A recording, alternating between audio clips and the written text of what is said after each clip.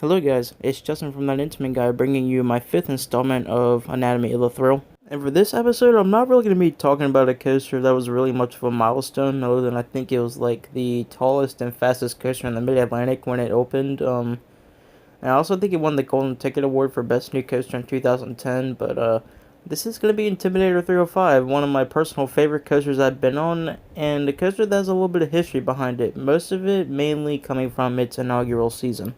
Probably should have waited to start the episode first before saying all that stuff, but whatever. So, well, let's get started. Now, Intimidator 305 is an Intamin Giga Coaster located at Kings Dominion in Dowsville, Virginia. It opened on April 2nd, 2010 as the tallest and fastest coaster in the Mid-Atlantic, I think. 305 feet tall, and it says 92 miles an hour right here, but I think it's just 90 in real life, something like that. And is the second Giga Coaster to be built in North America behind Millennium Force, and is also the third Giga Coaster to be built, trailing not only Millennium Force, but also Steel Dragon 2000. The ride is named and themed after the legendary NASCAR driver Dale Earnhardt, who was known as the Intimidator. I-305 was originally announced on August 20th, 2009. People from the local news media, CEOs from Dale Earnhardt Incorporated and Cedar Fair, known as Richard Kinzel and Jeff Steiner. Also, some people from Dale Earnhardt's family attended the announcement. They were all shown animation videos of the ride, such as the ones that you see right here, and also a working model of the ride layout. Construction began on August 19th, just a day before the announcement, which would then be completed on January 9th, 2010. It eventually took its first test run on March 14th. The ride will eventually open to the public on April 2nd. Now, during its inaugural season, or early on, within the first few months or so, riders complained about suffering high G-forces on the first high-speed turn of the ride, and because of that, Kings Dominion then mounted trim brakes on the drop to slow it down while thinking about a long-term solution that would be executed during the following off-season. Also, another reason for this was because I heard that the turn was so sharp that it was putting too much stress on the wheels, so the sharpness of the turn was putting too much heat on the wheels, which was causing them to melt. During the off-season, Kings Dominion then widened the first high-speed turn to reduce the number of blackouts and grayouts suffered by riders, and also to put less heat on the wheels too.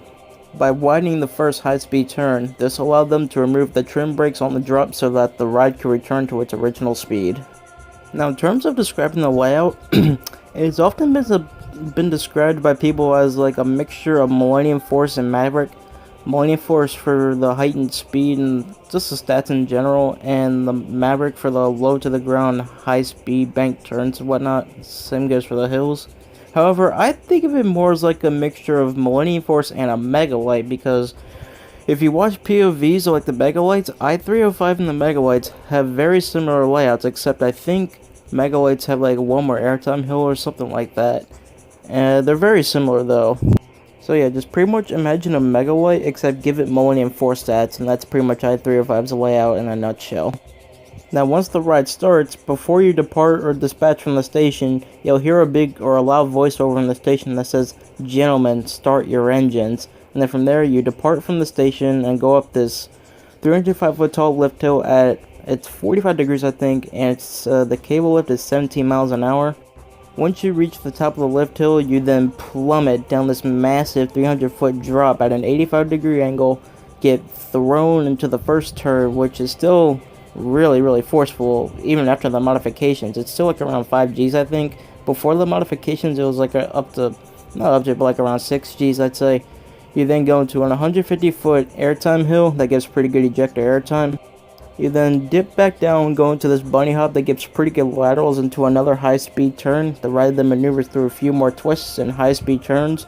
Then you come across the trimmed airtime hill, which kills a lot of the ride's momentum. Well, not a lot, but a good chunk of it. You then get good flow to airtime going over that hump. You go into another airtime hump that gives, again, pretty good flow to airtime. You then maneuver through a few more not high speed, but like just bank turns and twists, go through one more little bunny hop and into the brake run. Now, having ridden this coaster, I guess I can give you guys a little bit of a retrospective review on it, based off of my experiences on it. As you guys know, I am a huge Intimidator 305 fan. It's currently like my number 3, I think. Yeah, behind Skyrush and El Toro.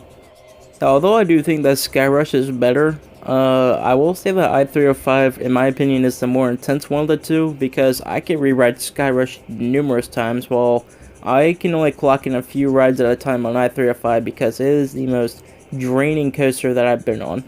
I think this can definitely be the best Giga, although that being said, I can't really say that for myself yet because I've only ridden the Intimate Gigas.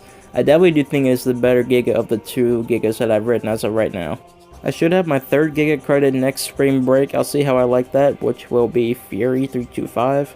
But for the time being, I-305 is the better Giga of the two that I've ridden. But no matter where this thing ranks for me in my rankings, it will always remain a personal favorite of mine, as it is the coaster that really got me back into roller coasters. Anyways, that about does it for this episode of Anatomy of the Thrill. If you guys enjoyed this, be sure to like, comment, and subscribe for more content, and I'll see you guys later. Bye.